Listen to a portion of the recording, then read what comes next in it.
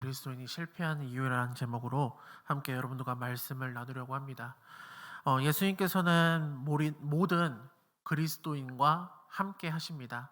여러분 믿으십니까? 네, 다시 한번 묻겠습니다. 예수님께서 성령님으로 오셔서 우리와 늘 함께 하시는 동행자이십니다. 우리는 믿으십니까? 여러분, 그런데 이렇게 아멘하고 믿는다고 하시면서 왜 주님이 정말 내 안에 계시기만 하고 역사해 주시지는 않으실까? 우리는 그런 의문을 항상 합니다. 왜 주님은 도대체 이 내 안에서는 계시는데 왜 도대체 다른 사람들만 복을 받고 다른 사람들은 잘 되는 것 같은지, 왜 나한테는 역사해 주시지 않는지 하는 그런 의문과 그런 생각이 듭니다.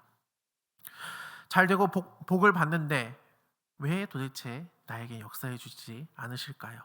우리는 이 문제를 분명히 알아야 됩니다. 예수님께서 우리 안에서 역사하지 않으시는 것이 아니라 사실은 좀 역사하지 못하시는 게 아닐까라는 그런 생각을 한번 해보시기 바랍니다. 그러면 도대체 왜 역사하지 못하시지? 내가 주님을 내 안에 모시고 내가 고백을 하는데 도대체 왜 예수님께서 역사하지 못하실까? 우리가 그 생각을 했을 때 그것은 예수님께서 우리 안에 계신다고 믿으면서 우리는 어쩌면 예수님을 손님으로 여기고 있진 않나? 우리는 생각이 듭니다.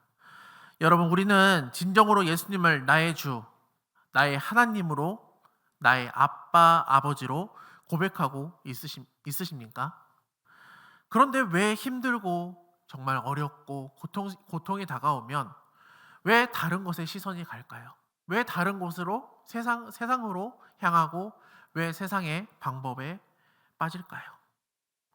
이것은 오늘날 시대만이 아니라 성경 말씀에서도 우리는 쉽게 찾아볼 수 있습니다. 요한복음 2장 1절에서 5절 말씀 보면 가나안 혼인잔치에 대한 이야기가 나옵니다. 우리 함께 읽도록 하겠습니다. 시작. 사흘째 되던 날 갈릴리 가나에 혼례가 있어 예수와 그 제자들도 혼례의 청함을 받았더니 포도주가 떨어진지라 예수의 어머니가 예수께서 저들에게 포도주가 없다 하니 예수께서 이르시되 여자여 나와 무슨 상관이 있나이까 내 때가 아직 이르지 아니하였나이다. 그의 어머니가 하인들에게 이르되 너희에게 무슨 말씀하시는지 그대로 하라 하니라. 아멘.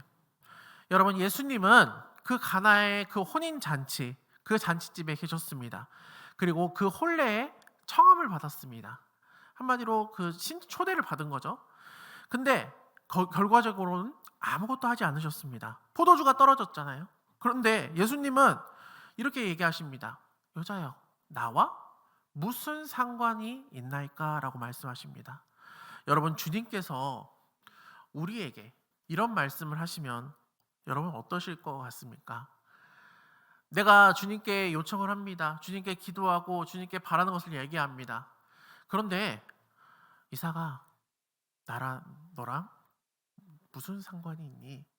라고 하신다면 여러분 어떠실까요? 저는 솔직히 되게 섭섭할 것 같습니다. 섭섭하고 억울할 것 같습니다. 그런데 안타깝게도 이것이 우리의 어쩌면 현실일 때가 굉장히 많이 있습니다. 예수님께서도 우리에게 무엇이 필요하고 또 무엇이 어려운지 분명히 알고 계십니다. 그런데 우리 안에 계시면서도 정말 아무것도 못하고 있으십니다. 이것은 우리가 정말 예수님을 손님으로만 여기고 있기 때문에 그렇습니다.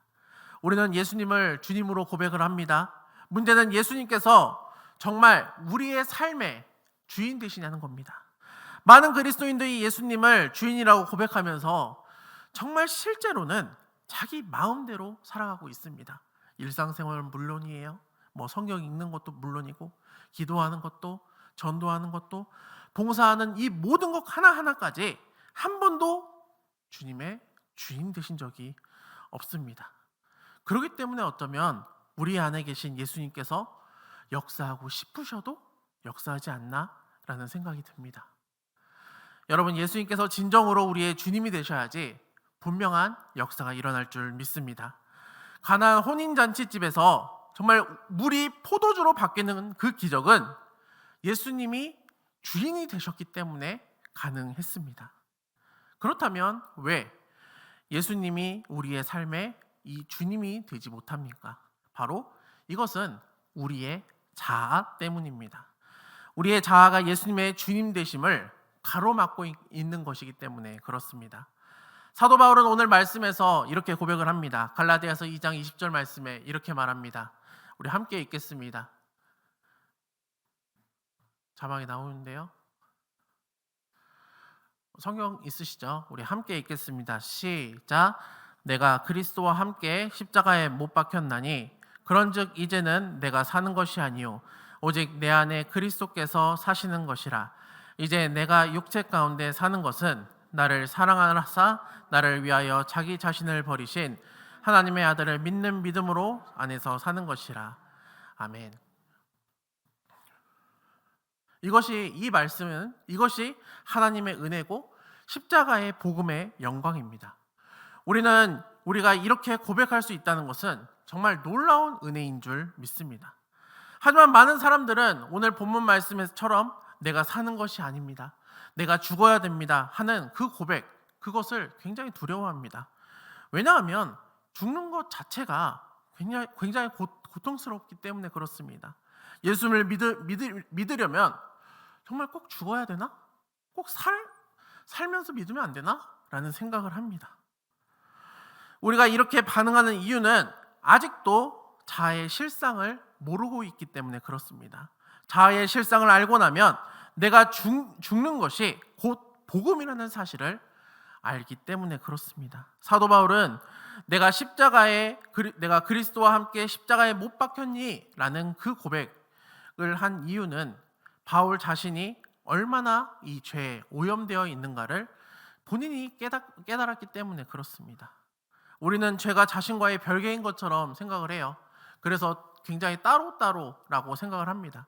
나는 선한데 연약해서 죄를 짓는다고 생각하는 것입니다. 그러나 우리 자신과 죄는 분명한 것은 별개가 아닙니다. 우리의 자아 그 자체가 죄의 덩어리라는 겁니다. 우리의 의지, 감정, 지식을 포함한 모든 영역이 다 이 죄에 오염이 되어 있다라고 이야기합니다. 이것이 우리 자아의 실상이라는 겁니다. 그리스도인이라면 누구나 신앙생활을 하는 동안 나름대로 경건하게 살려고 노력을 합니다. 분명 나름대로 많은 노력을 했을 겁니다. 내가 성질이 나빠서 이제는 성질을 죽여야지. 나는 나쁜 습관이 있으니까 올해는 나쁜 습관을 좀 줄여야지. 염려도, 분노도, 혈기도, 또 시기도, 질투도, 음란함의 그 마음, 그 모든 것을 나름대로 이겨내려고 애쓰고 노력했을 것입니다. 그러나 여러분, 실상 우리의 경험이 어떻습니까? 우리가 살아가면서 우리가 어떠한 생활을 합니까? 결국에는 실패하고 좌절하고 있지 않으십니까? 아무리 노력을 한다 해도 도무지 안 됩니다 라는 그런 고백이 나오고 있지는 않으십니까? 어쩌면 이것이 정직한 고백입니다. 이런 고백이 우리에게는 좀 절망스럽고 인정하기도 싫고 정말 하기 싫은 고백일 수도 있지만 하나님께서는 오히려 이런 고백을 기뻐 받으십니다. 자기 자신에 대한 절망일 때 비로소 정말 나는 죽었습니다 라는 십자가의 진리를 받아들일 수 있는 준비가 되어 있다는 것입니다. 마태복음 13장에 보면 가라지 비유가 나오죠. 그 가라지 비유에서 곡식이 있고 가라지가 있습니다. 그런데 이 가라지를 심어놓고 김을 잘 매주고 비료를 열심히 주면 가라지가 어느 순간 곡식이 됩니까? 되지 않겠죠. 그런 일은 일어나지 않습니다. 이 비유의 핵심이 뭡니까? 이 비유의 핵심은 바로 곡식이 되어야 한다는 겁니다. 열심히 새벽 기도를 해요. 그리고 열심히 큐티를 한다고 해서 죄가 조금씩 그것이 사라지고 없어진다면 얼마나 좋겠습니까?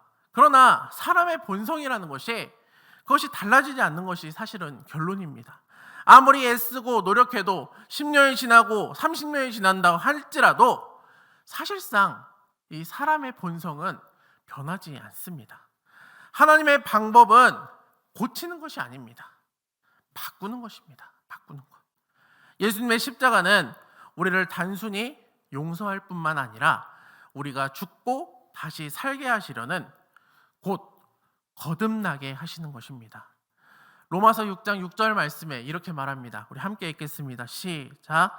우리가 알거니와 우리의 옛사람이 예수와 함께 십자가에 못 박힌 것은 죄의 몸이 죽어 다시는 우리가 죄에서 종노릇하지 아니하려 함이니. 아멘. 여러분, 우리의 옛사람은 이미 정말 예수님께서 십자가에 달려서 죽으실 때 예수님과 함께 십자가에 못 박혔습니다. 이것이 하나님의 여러분 방법인 줄 믿습니다. 우리의 자아로는 결국 아무것도 할 수 없으니 예수님과 함께 십자가에 못 박혀 죽고 우리를 다시 살게 하신 것입니다. 아무리 노력해도 변화되지 않는 가라지를 알곡으로 만들어 주신 것, 그것이 바로 예수님의 십자가의 그 복음이라는 사실입니다. 이 복음을 알면 자아의 죽음, 이 죽음은 절망이 아닙니다. 바로 기쁨이 될 줄 믿습니다. 사도 바울은 선언했습니다. 이제 내가 사는 것이 아닙니다. 이것은 결코 우울한 고백이 아니고 힘들고 절망적인 고백이 아니라 사도 바울에게는 이 고백이 큰 기쁨이었고 큰 환호성이었습니다. 죽은 것이 그렇게 좋았습니까? 대답은 예입니다. 그리고 아멘입니다. 왜냐하면 자신에 대한 절망이 너무나도 컸기 때문에 바울은 자신의 죽음 앞에서 소망의 진정한 삶의 길을 발견했다는 것입니다. 실제로 바울은 이제는 내가 사는 것이 아니라고 고백했던 바울이 이제 거룩하고 능력 있는 삶을 살았던 것을 우리는 볼 수 있습니다. 한국 초창기에 초기 유명한 목사님이 한 분 있었습니다. 우리가 잘 아는 김익도 목사님입니다. 그는 청년 시절 유명한 깡패였습니다.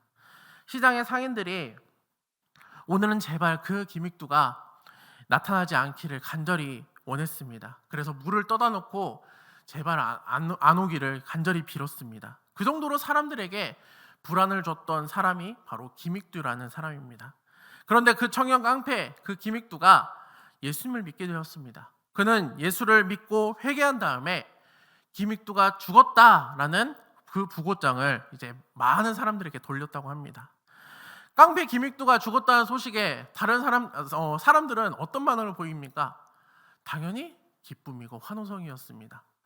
얼마나 좋았겠습니까? 이제는 다시는 만날 일이 없는데 말입니다. 그놈 참 잘 죽었다 하는 심정으로 이제는 그 장례식에 구경하려고 많은 사람들이 자리했습니다. 그리고 의자에 기다리고 있는데 모두가 슬픔에 담긴 것이 아닌 기쁜 모습으로 있는데 김익두가 나타난 겁니다. 그것도 검은색 그 성경책을 가지고 나타난 겁니다. 사람들이 얼마나 무서웠겠습니까? 불안하고 이제 여기에 있는 사람들은 다 죽었구나, 또 다시 괴롭힘을 당하겠구나 라고 생각을 했는데 김익두 목사는 이렇게 얘기했습니다. 여러분 걱정하지 마십시오. 과거의 깡패였던 김익두는 죽었습니다. 이제는 저는 예수님 안에서 새로 태어난 김익두입니다. 그동안 저의 잘못을 진심으로 사과합니다 하면서 진심으로 그 사람들에게 용서를 구했다고 합니다. 여러분, 이렇게 살 수 있다면 우리는 얼마나 행복하겠습니까? 시험거리가 생겨도 우리는 기쁨으로 그 기쁨을 이겨낼 수 있을 것입니다. 해결되지 않는 문제가 분명히 없을 겁니다. 이것이 예수님 안에서 우리가 누리는 복이고 능력인 줄 믿습니다. 사랑하는 여러분, 예수님이 이제는 더 이상 이 나와는 상관없게 우리가 만들지 마시기 바랍니다. 예수님이 더 이상 객식구, 손님으로 생각하지 마시고 나와 늘 동행하는, 정말 동행자로 살아가는 저와 여러분 모두가 되시기를 주님의 이름으로 간절히 소망합니다. 우리 함께 고백 기도를 드리겠습니다. 제가 고백 기도를 준비했는데요. 이 고백 기도는 제가 예전에 꼭 이렇게 벌 서는 거 있잖아요. 벌 서는 것처럼 손을 들고 고백 기도를 함께 한번 드렸으면 좋겠습니다. 두 손을 들고 고백 기도를 보면서 우리 함께 드렸으면 좋겠습니다. 함께 고백 기도 드리겠습니다. 예수님, 지금까지 나의 의지대로 살았습니다. 용서하여 주옵소서. 예수님, 지금까지 내 생각대로 살았습니다. 용서하여 주옵소서. 내가 그리스도와 함께 십자가로 나는 죽었습니다 고백하며 거듭난 삶을 살게 하옵소서. 예수 그리스도의 이름으로 기도드립니다.